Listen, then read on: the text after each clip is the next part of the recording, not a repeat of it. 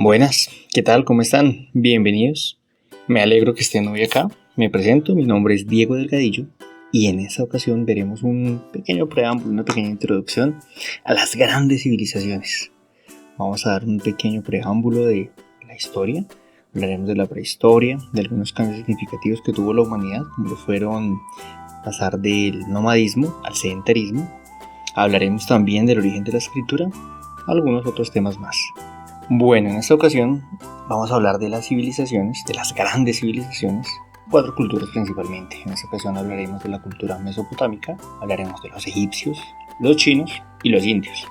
Pero más allá de profundizar cada una de estas civilizaciones, vamos a ver qué características compartían en común estas 4, qué les hacía denominarse como grandes civilizaciones, porque las tenemos hoy tan presente en nuestro relato, aunque han pasado tantos miles de años. Muy bien, un tema principal que asocia a estas 4 grandes civilizaciones fue que tenían como tal un eje tecnológico, tenían un avance en tecnología, un desarrollo económico, un desarrollo político, social y religión. Estas 4 civilizaciones, cada una a su forma, manejaban una misma religión cuando fueron una gran potencia, cuando fueron una de estas grandes civilizaciones. Este mismo proyecto hacía que toda su cultura tomara una misma línea, un mismo eje y por ende avanzaran en cuanto a una revolución tecnológica, en cuanto a un cambio en sus políticas, en cuanto a que todos manejaran una misma línea, como que todo el mundo tenía una misma idea, un mismo propósito y por ende se colaboraban entre sí para trabajar. Un ejemplo, en la cultura mesopotámica, habían zonas en las cuales no tenían fácil acceso al agua. El origen del nombre Mesopotamia viene del griego meso, que significa medio, y potamia, que significa río. Esto hace alusión a que esta región se encontraba entre 2 ríos, el Tigris y el Éufrates. Como bien sabemos, la importancia del agua para la agricultura es fundamental, pero habían zonas de estas regiones que no estaban tan cerca de las fuentes hídricas, lo que motivó a que la gente trabajara unida para poder hacer caudales, para poder hacer sistemas de riego y poder llevar de una manera fija un constante suministro de agua para esos cultivos. Esto permitió tener constante flujo de agua, tener cultivo estable, tener una producción agrícola sustentable, lo cual también conllevó a que hubiera un aumento de la producción, que hubieran incluso excedentes de producción, lo cual veremos en el futuro que conllevó al comercio. Cuando una civilización ya tiene la comida necesaria para subsistir, se puede preocupar por otras cosas. Le da tiempo a sus habitantes de pensar en nuevas tecnologías, en cómo mejorar los procesos o incluso de filosofar algunos temas. Cuando ya había una sobreproducción de los productos, cuando ya incluso se podían almacenar en silos el grano para las épocas en las que el invierno o las temporadas también no permitían el cultivo normal de los productos, también se satisfacían esas necesidades. Ya el pueblo estaba seguro de que había una comida que los podía respaldar, que no iban a pasar por tiempos de hambruna. Eso también hizo que esas civilizaciones se sostuvieran en el tiempo, no fueran afectadas como otros grupos en los cuales al no tener un suministro constante de alimentos, pues llevaba a esas épocas de hambruna que podía acabar con muchos pueblos. Muy bien, cuando empezó a haber aumento de comida, cuando ya había una cantidad más de la que necesitaban, empezaron a comerciar con esos alimentos, con esos excedentes de cultivo. Usualmente comerciaban con otros pueblos intercambiando productos o minerales, lo cual empezó también a utilizar el trabajo de los metales. Ahora, como mencionamos anteriormente, estas 4 civilizaciones tienen en común varias características. Una de ellas es la importancia del agua y por qué se asentaron cerca de los ríos. Como podemos ver, ya mencionamos a Mesopotamia. Podemos ver que en la India se asentaron al lado del río Indo, el cual hoy en día incluso tiene un carácter sagrado para su cultura por la importancia que tuvo este río en su fundación. La cultura china se hizo al lado del río Huang y la egipcia se hizo al lado del río Nilo. Vamos a dar unos pequeños datos sobre el río Nilo y la importancia que tuvo para los egipcios. Principalmente era su fuente de agua. El río Nilo era vital para la supervivencia de los egipcios. ¿Por qué? Porque este proporcionaba el agua para beber y regar los cultivos. Adicional, la agricultura era la base de la economía egipcia y se basaba en los alimentos que producía el río Nilo. Los principales cultivos eran el trigo, la cebada, las legumbres y las hortalizas. Pero vemos algo más que les daba el Nilo a los egipcios, era una fuente de transporte. El río Nilo era una gran vía de transporte crucial para su comercio. En un futuro veremos el comercio de esas grandes civilizaciones y la comunicación entre diferentes regiones del país. Tanto sería el aprecio que tenían los egipcios hacia el Nilo que lo veían como una deidad. Este era venerado y asociado con la fertilidad y la abundancia. La inundación anual del río Nilo simbolizaba el ciclo de renovación y crecimiento. Podemos ver que no solamente era una fuente hídrica, no solamente era importante para la agricultura, era un eje central en su cultura. Y así como lo era para los egipcios, las otras civilizaciones que hemos mencionado, también era de suma importancia estos ríos en su fundación y en lo que la sedimentó para hacer las grandes civilizaciones que conocemos. En cuanto a la agricultura es un eje central en la construcción de una civilización. Como lo mencionábamos, para que una civilización pueda desarrollar tecnología, pueda desarrollar inicios de arte, sea pintura, sea en escritura, cantos, los inicios de la filosofía, el desarrollo de ciencias como la medicina o la matemática, se requiere que las necesidades fundamentales de sus habitantes, de los habitantes de esas civilizaciones, estén cubiertas. Una parte esencial es la alimentación. Esto mantenía ejércitos, esto mantenía las tropas, lo cual podía defender a las ciudades de ataques de otras ciudades vecinas o incluso incentivar el fortalecimiento de los ejércitos para que estos hicieran incursiones militares a otras ciudades o a otros imperios y poder así engrandecer su propia sociedad. Entonces, este eje se garantizaba gracias a técnicas agrícolas como lo era el riego. Eso garantizaba la producción de alimentos y sustentaba a las grandes poblaciones que yacían en estas ciudades. Muy bien, ahora mencionaremos otras técnicas que utilizaban estas culturas de la antigüedad, en particular la cultura mesopotámica. Ellos implementaron el arado de tracción animal, lo cual facilitaba el trabajo de la tierra, ya al ser jalado por bueyes. Era mucho más fácil que lo que se hacía tradicionalmente, que eran las personas arar la tierra manualmente. Otra técnica que implementaron fue la rotación de cultivos, lo que permitía descansar la tierra y permitir que otros nutrientes satisfacieran las necesidades que requería esa tierra para su cultivo. Cuando se utilizan técnicas de monocultivo, la tierra pierde todos los nutrientes que esa planta necesita para su subsistencia, hasta que llega un punto que es infértil esta tierra. Al implementar la rotación, permitía que la tierra estuviera en una constante variación y no se volviera infértil. Adicional a ello, también utilizaban canales de riego para poder distribuir el agua de los ríos, como ya lo hemos mencionado, que era una técnica fundamental para hacer una gran civilización, eran los sistemas de riego. Ahora mencionaremos otras las características esenciales de estas cuatro civilizaciones. Una misma religión, usualmente estas eran politeístas. La religión como tal jugaba un papel fundamental en la vida cotidiana y en la legitimación del poder político. A menudo muchos de estos líderes se consideran representantes divinos o dioses. Vamos a mencionar algunos de estos casos en particular. De la cultura mesopotámica, ellos tenían un sistema de teocracia, que quiere decir que sus líderes políticos tenían una convicción religiosa. Se hacía entender que para llegar a ser un rey tenía que tener un linaje divino. Se asociaba mucho al rey con las divinidades. Se puede decir que él prácticamente era el hijo de los dioses. Por ende, su palabra era una ley divina a la cual se debía acatar. Un ejemplo de esta unión entre las divinidades, las leyes y sus mandatarios lo encontramos en el código de Hammurabi. Hammurabi era el rey de este imperio de Mesopotamia y plasmó en un código todo un compendio de leyes que ya se habían escrito anteriormente, más unas nuevas que él organizó en un solo documento, por llamarlo de cierta forma. En este Hammurabi enumeraba las leyes que según él había recibido del dios Marduk para fomentar el bienestar entre la gente. La parte inicial de este código está escrita o está hecha para su dios, es como una muestra hacia él. Y en este mismo código se expresa cómo los dioses eligen a Hammurabi para que él ilumine el país y asegure el bienestar de su gente. Como podemos ver, esto fue casi una propaganda política en la cual, mediante este documento que se estaba redactando, se describía cómo los dioses estaban seleccionando a Hammurabi para que él fuera el designado para hacer cumplir las leyes de su pueblo. pero nuevamente esas leyes no solamente tenían un uso civil, por llamarlo de cierta forma, sino era una ley religiosa. Era casi como un testamento que estaba dictando los dioses para que sus súbditos lo cumplieran y acataran. Otra característica en común de esas civilizaciones a nivel religioso eran que esas 4 culturas eran politeístas.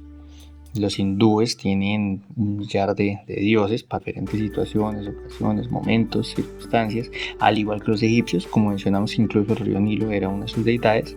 La cultura mesopotámica también tenía diversas deidades. Estas tenían características cuando se hacen representaciones en esculturas o en pinturas, podemos ver que compartían rasgos antropomórficos. Se asimilaban mucho a los seres humanos, incluso en sus comportamientos. Al igual, los chinos también practicaban una religión politeísta. Veremos otra de las características que tenían en común esas grandes civilizaciones, en este caso por el arte, por la arquitectura. Estas civilizaciones se caracterizaban por tener grandes construcciones, grandes obras, como lo fueron los zigurats, los templos de la cultura mesopotámica, las pirámides en Egipcio, que todavía incluso permanecieron firmes ante el tiempo y se pueden encontrar todavía algunas en su conservación. Ciudades planificadas en el Valle del Indo, como lo son Harappa y Mohenjo-Daro, y las grandes murallas y los palacios de China, las cuales todavía se conservan hoy en día. La muralla china, que es uno de los pocos monumentos que son visibles desde fuera de nuestra atmósfera. Desde el espacio todavía se puede apreciar la inmensidad de la muralla china. Muy bien, haciendo mención a estos zigurats, podemos decir que eran un doble propósito. No solamente eran usados como templos, sino también como observatorios astronómicos. Estos zigurats tenían unas grandes escalinatas, eran construcciones muy grandes, similares a una pirámide, en cuanto a que su base era mucho más amplia y se iba reduciendo en cuanto aumentaban la altura. Uno de estos zigurats todavía se encuentra para nuestra observación, una conservación, una reconstrucción que se hizo del zigurat de Ur, el cual se encuentra cerca de Nasiriyah, en Irak. Otro de los aportes que nos dejó la cultura de Mesopotamia en cuanto al arte, en cuanto a la arquitectura, fue el arco. Estas utilizaban edificaciones auxiliares, estructuras subterráneas y en algunos drenajes. Este llegó al mundo, fue transmitido mediante el Imperio Romano, quien lo aprendió de la cultura de Mesopotamia y lo pudo llevar a Europa. Este llegó a alcanzar su máximo esplendor aproximadamente sobre el siglo XVI, donde ya fue visible en diferentes edificaciones. Pasó por tener una parte empírica, donde se hacía mediante la construcción, mediante la evidencia de otros maestros constructores. Posteriormente se replicó en figuras de la naturaleza y al día de hoy se utiliza todavía, ya con una base científica del cálculo de las proporciones para que pueda sostener una edificación. Muy bien, vamos a mencionar otra de las características que tuvieron en común estas grandes civilizaciones. Como ya lo hemos mencionado anteriormente, es el comercio. ¿Qué es lo que sucede? Al ser grandes potencias en cuanto a agricultura, al tener ya un suministro base y definido de los alimentos que requerían en su región, cuando quedaban excedentes, empezaban a hacerse actividades de comercio con tribus o con naciones cercanas para poder comerciar cosas que no se encontraban en la propia nación de donde se hacía la comida. Entonces empezó a hacer comercio en búsqueda de minerales, de metales. Empezó también a surgir, aparte de eso, las artesanías. Los artistas empezaron a trabajar materiales con más dedicación y empezaron a hacer esos trueques de esas mercancías por los excesos de alimento. En cuanto al comercio, podemos mencionar una de las rutas comerciales más famosas y conocidas, como lo fue la Ruta de la Seda. Esta era una ruta de la India, la cual conectaba con China y llegó incluso a conectar con lo que se conoció como el Imperio Romano. En los mercados de la India era posible encontrar diversas maderas, perlas, especias, múltiples fibras, azúcar, el arroz, el hierro, el marfil y maravillosas telas elaboradas a partir de algodón, además de objetos artísticos de nácar y otros diversos artículos que eran difíciles de encontrar en otras regiones. Bueno, algo que podemos ver en este momento de nuestro viaje es que esas civilizaciones, aunque separadas geográficamente en diferentes puntos, compartían múltiples cosas en común, como lo vemos: comercio, la producción agrícola, la utilización de ríos, de sistemas de riego, estar siempre cerca a una fuente hídrica constante. También vemos que estas eran politeístas en su mayoría, que presentaban también un orden político donde había un líder militar un líder que podía ser en un sistema de teocracia o una monarquía, y según su línea iba bajando en diferentes órdenes sociales. Siempre la religión tuvo un papel muy importante en estas 4 culturas. Entonces podemos darnos cuenta que aunque diferentes cada una a su forma, llegaron a solucionar los problemas de una forma muy similar. Ahora bien, ¿qué fue lo que llevó a la humanidad en agruparse en grandes ciudades y en las civilizaciones? Una etapa fundamental en la historia de la humanidad es cuando se hace la transición del nomadismo al sedentarismo. ¿Qué es lo que sucede? En algún momento, todos los homínidos empezaban a hacer un trasegar según las estaciones del clima, según los elementos que habían de cultivo en la región, los animales que había. Se asentaban en una zona, vivían de esos recursos, y cuando ya estos iban escaseando, cuando los animales también cambiaban sus rutas para su reproducción por las diferentes variaciones del clima, los humanos también hacían su trasegar y empezaban a ir a nuevas zonas. Este fue el sistema de nomadismo. Aunque a partir de ella empezaron a domesticar algunas plantas, a tener animales para su ganadería, siempre era un constante viaje. ¿Qué sucedió? Para una de las primeras glaciaciones, los hombres se dieron cuenta que ya no era posible viajar y migrar de zona en zona con la facilidad que se hacía anteriormente. Así que se vieron obligados a la domesticación no solo de animales, sino de plantas.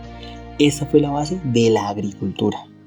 Como lo vimos, al establecerse en un lugar y tener ya un suministro fijo de comida, se podía dar el lujo de tener una población un poco más amplia, lo que conllevaba esto a aumentar su poder y a empezar a establecerse una jerarquía. Una gran diferencia entre los grupos nómadas y los grupos sedentarios es que las jerarquías sociales variaban.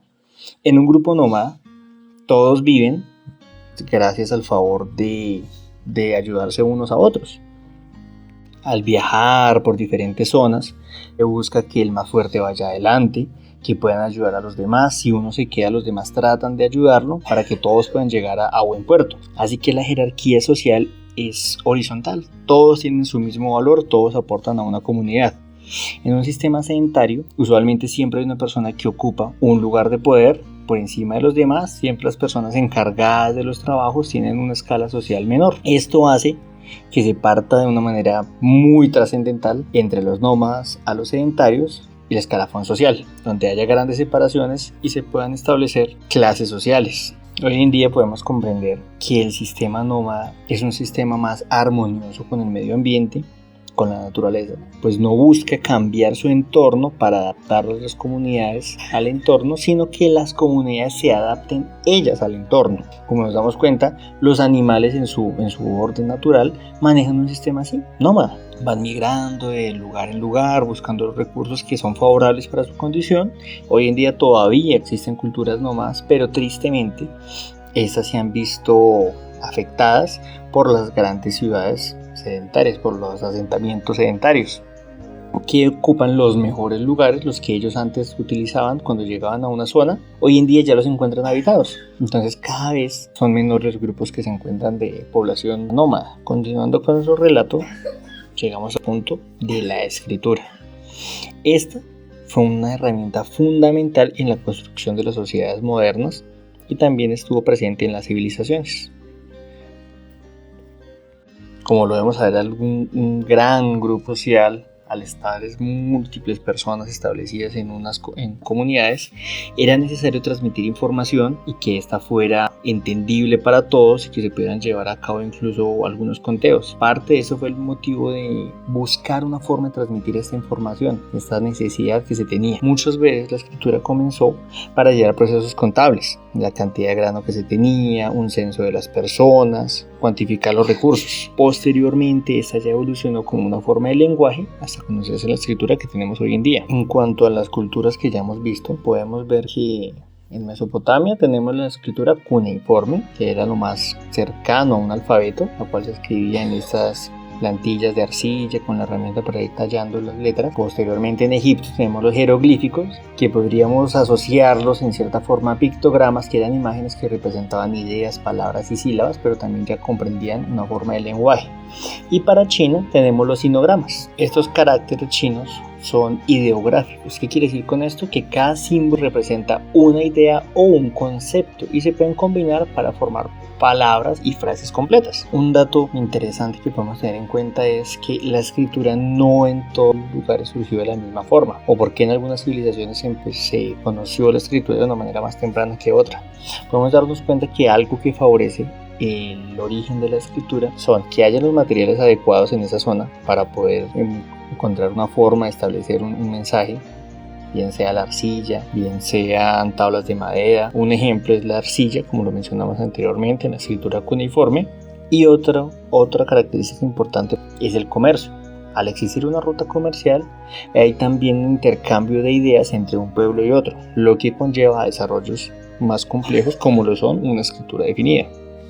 Bueno, con este tema de la escritura podemos decir que llega a su final una parte que se conoce como la prehistoria, la cual abarca desde la aparición de los primeros homínidos hasta la invención de esto que estamos hablando, de la escritura, más o menos el final de la Edad de Hierro, como también se puede conocer.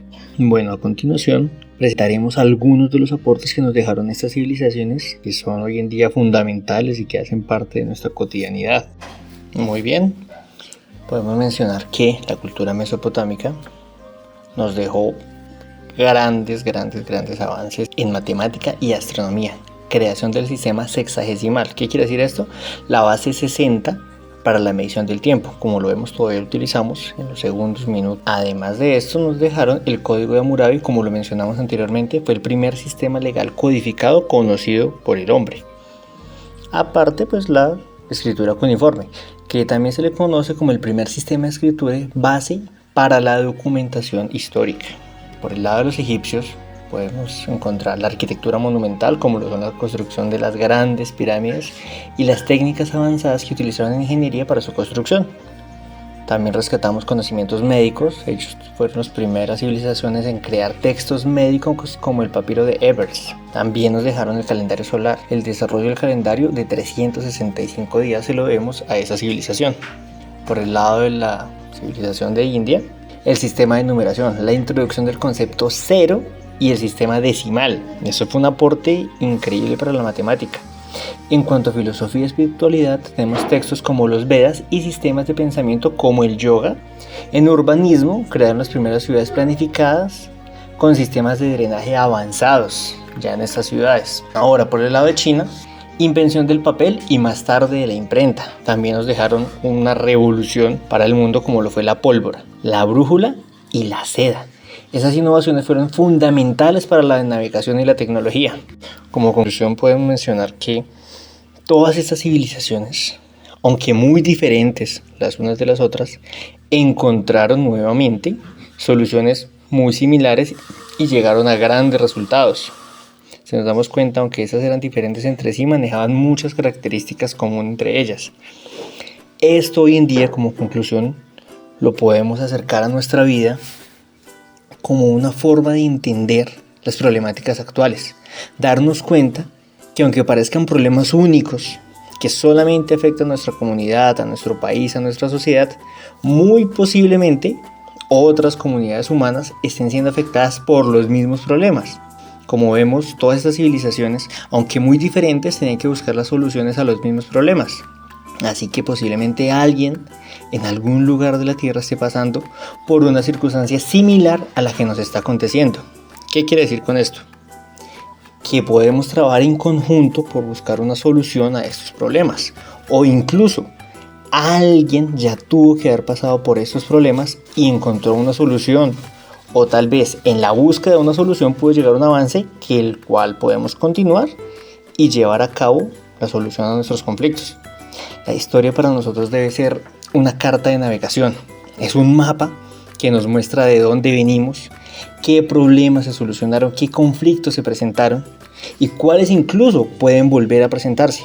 Cuando analizamos la historia nos damos cuenta que en algunas ocasiones esta es cíclica y que algunos de sus problemas o sucesos que se efectuaron en la antigüedad pueden volver.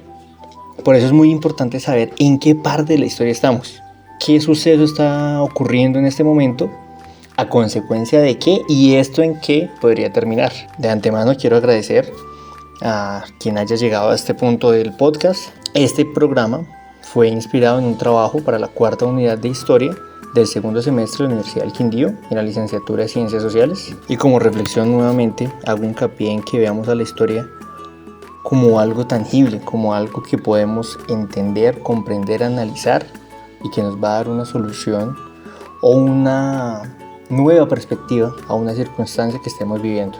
Gracias a todos, que estén muy bien.